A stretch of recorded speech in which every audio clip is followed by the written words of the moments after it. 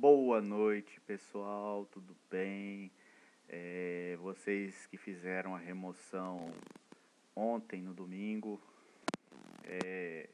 espero que estejam mais calmos, mais relaxados depois daquele massacre da Serra Elétrica, mas estamos aqui firmes que temos nesse domingo uma prova de ingresso, mas o tema que eu vou falar agora é mais relacionado tanto à segunda fase, tanto quanto uma coisa que foi cobrada no...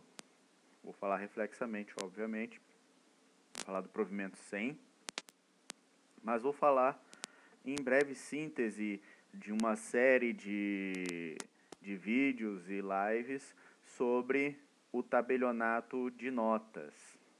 E o que eu tenho que falar primeiramente sobre o tabelionato de notas?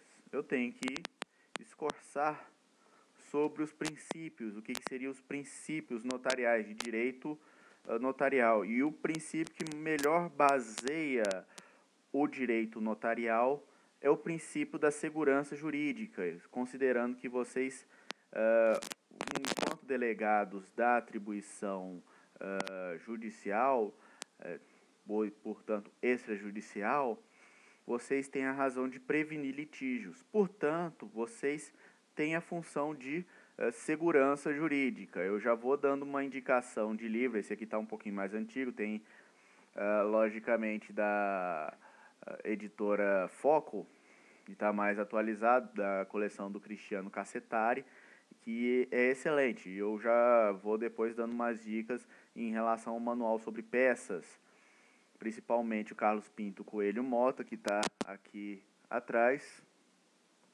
melhor dizendo, aqui do lado, e do Vitor Frederico Kimpel, que também é uma excelente obra.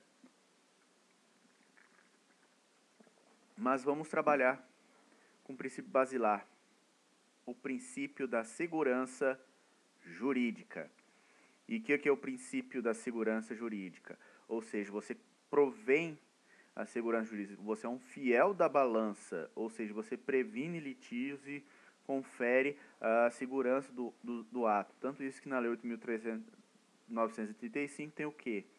Publicidade, autenticidade, segurança e eficácia dos negócios jurídicos. E a segurança jurídica é um conceito jurídico indeterminado, mas a existência de estabilidade nas relações é a razão de ser do tabelião. O princípio da economia, que eu vou falar para vocês, não é só no que tange aos emolumentos, mas sim entre outros atos, e até nas formalidades, e que o tabelião ele deve preservar o máximo possível da economicidade, não só dos emolumentos, mas também de alguns atos, por exemplo, das concentrações de atos. Tanto isso tem um decorrente disso, é o princípio da unidade formal do ato. Tanto isso que você pode fazer vários inventários dentro de uma mesma escritura.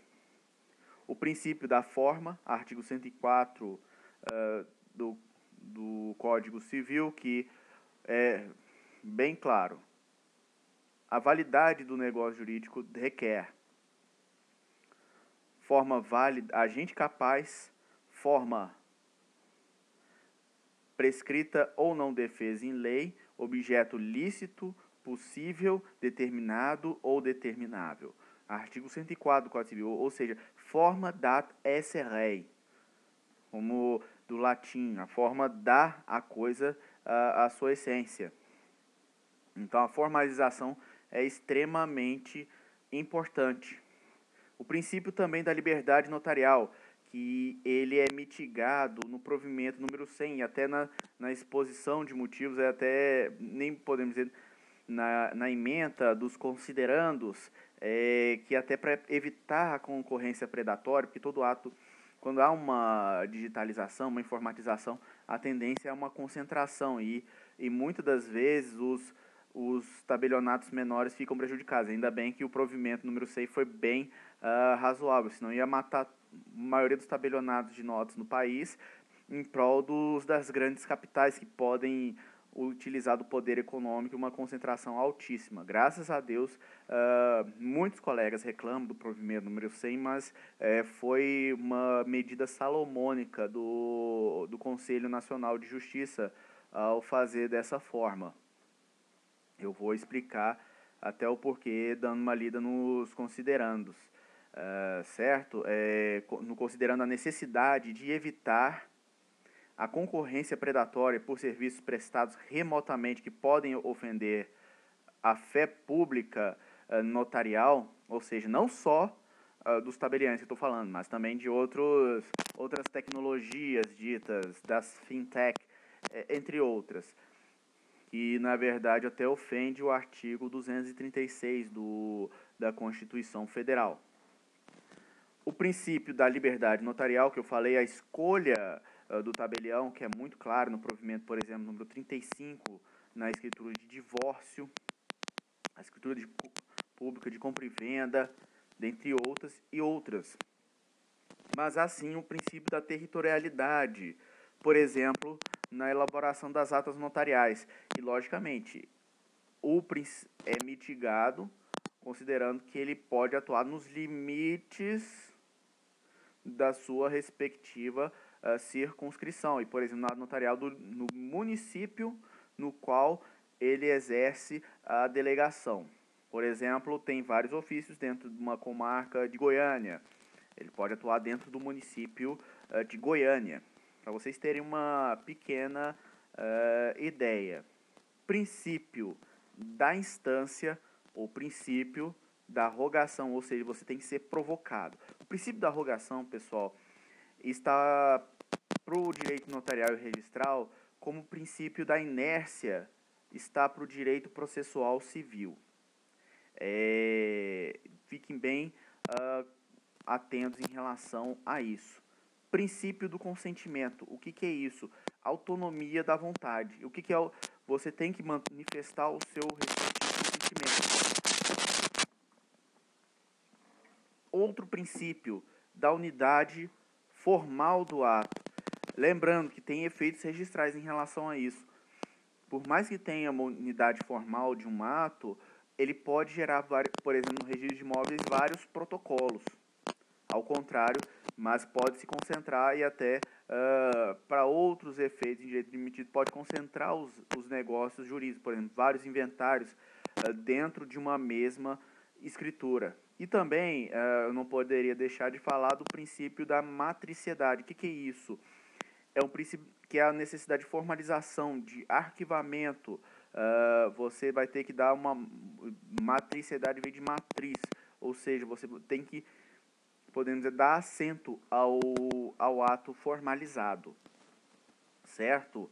Lembrando também que, de acordo com a Lei 8.935 e no Código de Normas do Estado de Goiás, ele determina muito claro que o tabelião de notas é profissional do direito, ou seja, por isso que é a obrigatoriedade do bacharelado em direito ou 10 anos em prática em cartório, leia-se, seja em tabelionato de notas ou registros, ofício de registros, para concorrer ao concurso público. Mas a aprovação no concurso e o cara tiver 10 anos já demonstra uma boa qualidade profissional do direito. E a nossa prática demonstra cada vez mais que tá difícil uma pessoa que não seja formada em direito passar num concurso tão rígido quanto de notas e registro. E graças a Deus tem que ser rígido para até afirmar a nossa qualidade. Mas também não aquele massacre da Serra Elétrica que foi o concurso de remoção de Goiás. Pois bem, e dotado de fé pública, isso é o elemento de direito administrativo, ou seja, o privilégio do préalable, ou seja, a presunção de veracidade. Ele velará no exercício das suas funções pela eficácia da lei, da segurança jurídica e da prevenção de litígios. Lembrando, quanto melhor a atuação do tabelião, mais vai ser evitada a atividade jurisdicional, porque você vai ter uma seriedade, como se diz, o que é acordado não é caro, e muitas vezes você previne os litígios até pela função de aconselhamento jurídico e, infelizmente ou infelizmente, como bem entender, não pode ser cobrado emolumentos maiores do que os emolumentos pertinentes ao ato. Ou seja, você tem uma consultoria e no interior você vê como os tabeliães acabam sendo quase que consultores gerais da comunidade, porque muitos dos conselhos, até fora da seara do direito notarial registral, acabam caindo no cartório. Vira quase que não vou dizer uma advocacia, mas você vira um consultor jurídico de fato. Lembrando que o que compreende a atividade notarial?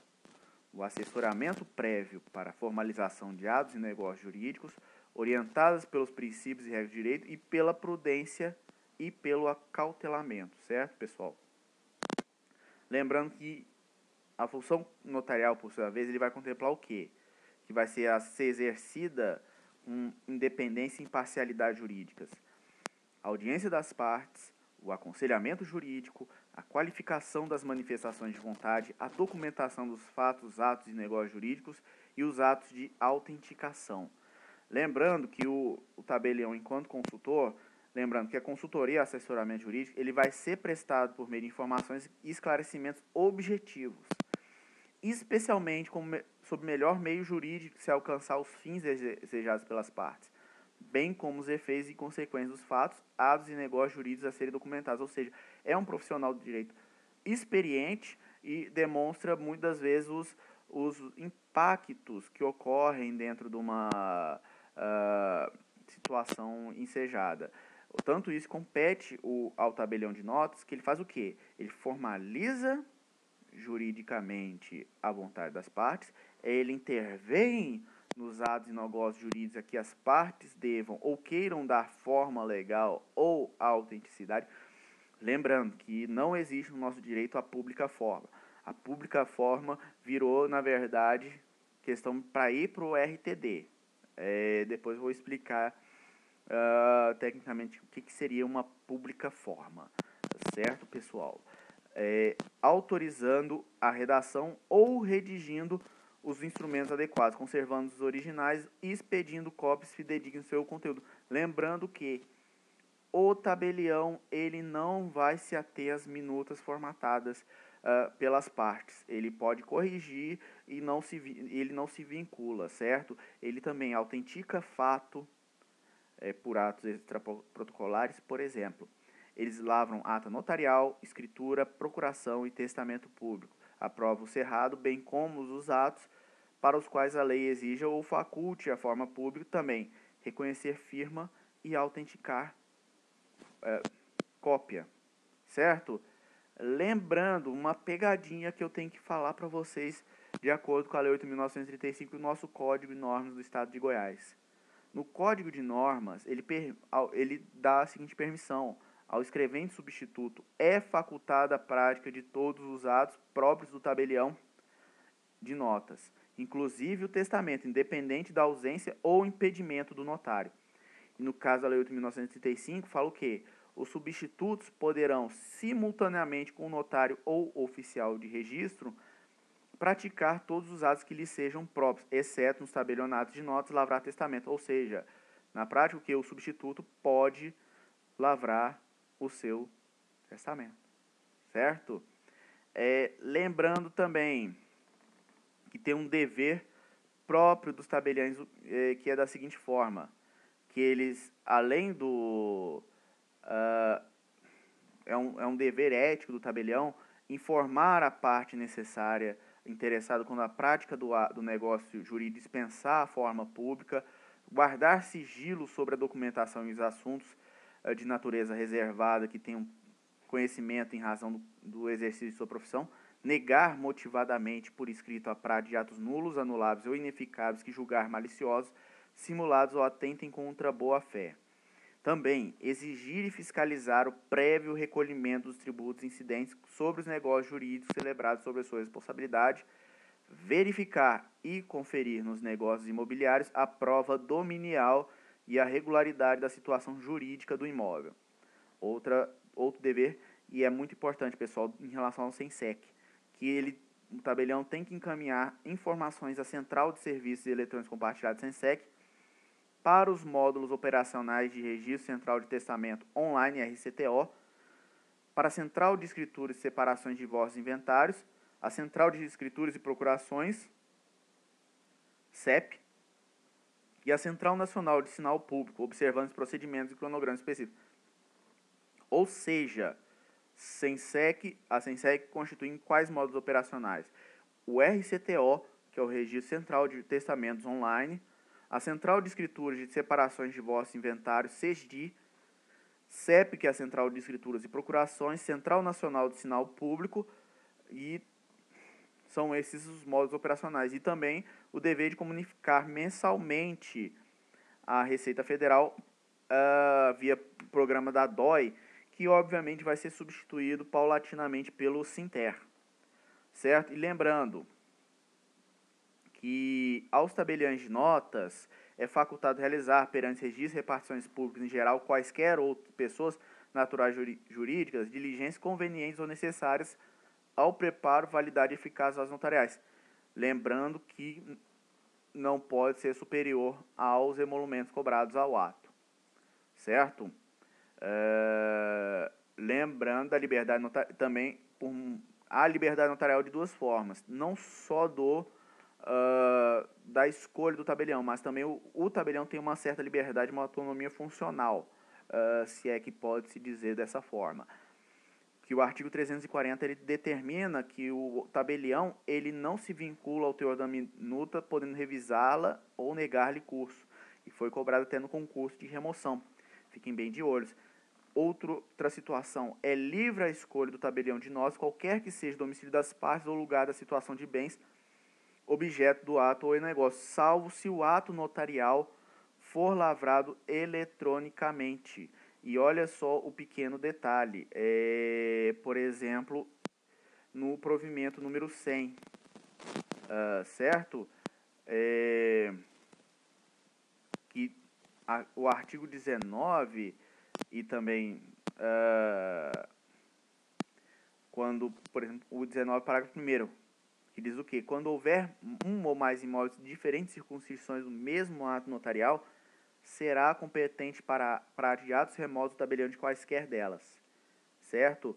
Mas no caso, estando o imóvel localizado no mesmo estado da federação do domicílio do adquirente, este poderá escolher qualquer tabelionário de nós da unidade federativa para a lavratura do ato, certo? De acordo com o artigo 19, parágrafo 1º e parágrafo 2º do provimento número 100.